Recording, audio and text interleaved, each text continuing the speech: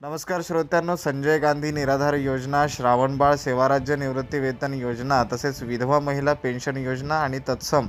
जे आहेत योजनांसंदर्भात अत्यंत महत्त्वाची अशी बातमी हाती येते आहे की महाराष्ट्रातील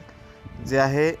जे आता अधिवेशन झालं, ज्यामध्ये अर्थसंकल्प मांडण्यात आला 2025-2026 या वर्षासाठीचा जो अर्थसंकल्प मांडण्यात आला आणि तो अर्थसंकल्प जो आहे ते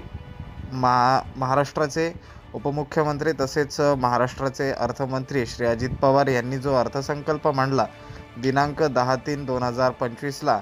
त्या अर्थसंकल्पामध्ये जे आहे सामाजिक न्याय व विशेष सहाय्यता विभागाला जे आहे ती मोठी वाढ जाहीर करण्यात आली आहे। म्हणजेच जो या योजनांसाठी म्हणजे संजय गांधी निराधार योजना, श्रावणबाळ सेवाराज्य निवृत्तीवेतन योजना, त्याचबरोबर विधवा महिला पेन्शन योजना आणि यासारख्या ज्या मासिक अनुदानाच्या किंवा ज्या योजनांअंतर्गत जे महिन्याचे पगार किंवा पेन्शन मिळतात, अशा सर्व योजनांसाठी जी आहे ती आर्थिक वाढ या ठिकाणी जाहीर केलेली आहे। त्याचबरोबर जेव्हा भाजप सरकार निवडणुकीच्या पूर्वी जे त्यांनी भाजप सरकारने जे आवाहन केलं होते की दिव्यांग व्यक्तींना तसेच महिलांना म्हणजेच मुख्यमंत्री माझी लाडकी बहीण योजना या योजनेअंतर्गत येणाऱ्या महिलांना 2.5 कोटी महिलांना जे आहे एप्रिल महिन्यानंतर जे आहे अनुदान वाढ त्या ठिकाणी देणार आहेत। त्याचबरोबर दिव्यांगांना सुद्धा मिळणाऱ्या 1500 रुपयाच्या अनुदानात वाढ केली जाईल असं सुद्धा त्या ठिकाणी भाजप सरकारने आवाहन केलं होतं आणि आता त्या अनुदानामध्ये वाढ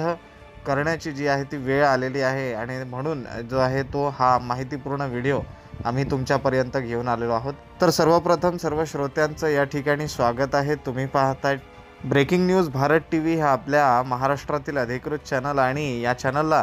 तुम्ही सबस्क्राईब करायला विसरू नका, कारण या चॅनलवरती दररोज नवनवीन प्रकारच्या योजनांची माहिती तसेच नवनवीन अपडेट्स येत असतात, त्यामुळे या चॅनलला सबस्क्राईब करायला विसरू नका। तसेच मित्रांनो, जर हा व्हिडिओ तुम्हाला आवडला तर या व्हिडिओला लाईक करून हा व्हिडिओ तुमच्या आप्तस्वकीयांशी, परिजनांशी तसेच तुमच्या नातेवाईकांबरोबर शेअर करायला सुद्धा विसरू नका। जर तुमचे दिव्यांग मित्र असतील, मैत्रिणी असतील, त्यांनासुद्धा अशा माहितीची गरज असते, म्हणून या व्हिडिओला शेअर करायला सुद्धा विसरू नका। तर श्रोत्यांनो, आता बघूया आपण मूळ मुद्दा ज्यासाठी आपण हा व्हिडिओ बनवतोय, तो म्हणजे महाराष्ट्रातील आर्थिक संकल्पाच्या अधिवेशनामध्ये झालेल्या वाढीसंदर्भात। म्हणजेच श्रोत्यांनो, भाजप सरकारने निवडणुकी अगोदर जे आवाहन केले होते तेच आवाहन म्हणजे दिव्यांगांना किंवा लाडक्या बहिणींना जे आहे अनुदान वाढ देणार आहेत असं त्यांनी जे आहे ते निवडणुकीपूर्वी सांगितलं होतं आणि त्याचेच परतफेड म्हणून या ठिकाणी अर्थसंकल्पामध्ये किंवा आर्थिक बजेटमध्ये जे आहे ॲन्युअल बजेटमध्ये दिव्यांग व्यक्तींसाठी तसेच योजनांचा लाभ घेणाऱ्या मुख्यमंत्री माझी लाडकी बहीण या योजनेअंतर्गत असणाऱ्या 2.5 कोटी महिला असोत किंवा मग संजय गांधी निराधार योजना, श्रावणबाळ सेवाराज्य निवृत्तीवेतन योजना आणि विधवा महिला पेन्शन योजना, याच म्हणजे अशाच योजनांबरोबर जे आहे ते सर्व ज्या मासिक अनुदानाच्या योजना आहेत त्या योजनेचा लाभ घेणारे महाराष्ट्रात एकूण 5-5.5 लाखांच्या आसपास जे आहेत ते लाभार्थी आहेत। त्या सगळ्यांसाठी जी आहे ती खुशखबर म्हणायला हरकत नाही, कारण जे आहे ते महाराष्ट्राचे उपमुख्यमंत्री अजितदादा पवार यांनी जो आहे अर्थसंकल्प या ठिकाणी सादर केला होता दिनांक 10/3/2025ला आणि त्या अर्थसंकल्पामध्ये जे आहे सामाजिक न्याय व विशेष सहाय्यता विभागाला 1,500-1,500 कोटी म्हणजे 1,549 कोटींची जी आहे ती वाढ या ठिकाणी जाहीर केली होती आणि त्याचाच जो आहे फायदा म्हणून मला वाटतं एप्रिल महिन्यापासून जे आहे ते अनुदानामध्ये वाढ जी आहे ती होणार आहे। तर आता ती वाढ किती होणार आहे हे सुद्धा पाहणं अत्यंत आवश्यक आहे। कोणी म्हणतं की 3,000 वाढ होणार आहे, कोणी म्हणतं की 6,000 वाढ होणार आहे, तर कोणाला वाटतं की जे आहे ते 4,000 वाढ होणार आहे। तर अशा वेगवेगळ्या पद्धतीने जे आहे वेगवेगळ्या ठिकाणी वेगवेगळ्या पद्धतीने बातम्या दिल्या जात आहेत, परंतु आपल्या अधिकृत चॅनलवरती म्हणजेच आपले जे अधिकृत चॅनल आहे, जे चॅनल तुम्ही पाहताय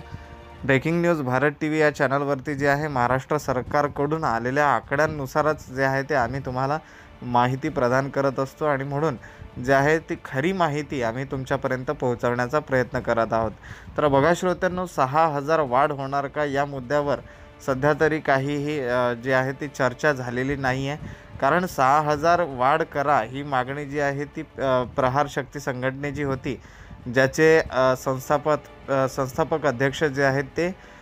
श्री बच्चूभाऊ कडू आहेत. त्यांनी जे आहे ती दिव्यांग व्यक्तींना 6,000 रुपये मंथली पेन्शन व्हावी किंवा 6,000 रुपये महिना अनुदान मिळावे यासाठी जे आहे ते